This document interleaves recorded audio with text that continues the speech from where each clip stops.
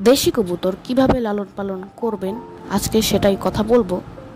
চলুন কথা না বাড়িয়ে শুরু করে দেই মূল ভিডিও।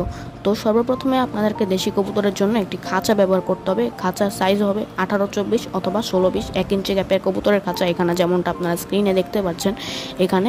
এবং এখানে বাইরে দিয়ে খাবার এবং পানি দিতে হবে। কবুতরকে যত্ন কিভাবে করবেন, কবুতরের জন্য হচ্ছে যে কবুতরকে খাঁচার ভিতরে অবশ্যই একটি মালসা দিতে হবে। খাবার দাবারের ক্ষেত্রে যদি বলি, তো খাবারের ভিতরে গম, ছোলা, ভুট্টা, ডাবলি এবং হচ্ছে ডাল, রেজা, তারপর এই কয়েকটি উপাদান দিয়ে আপনারা কিন্তু কবুতরের জন্য খাবার তৈরি করে দিতে পারেন। এবং পাশাপাশি হচ্ছে যে খাঁচার ভিতরে একটি সমান কাঠের মতন কিছু দিতে হবে, যেটাতে কবুতররা একটু দাঁড়াতে পারবে খাঁচার মধ্যে।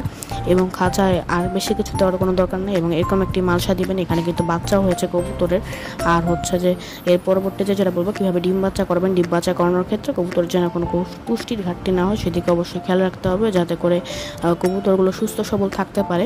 এই যে বিষয়টাও খেয়াল রাখবেন। এবং হচ্ছে বাইরে যে ত্রিপল দিয়ে রাখবেন, যদি বারান্দায় পালন করেন বা বৃষ্টির পানি যেন না আসে সেদিকে খেয়াল রাখবেন। আজকের ভিডিওটা এখানেই শেষ করছি। এই কয়েকটি যত্ন করলে কবুতর পালন করতে পারবেন।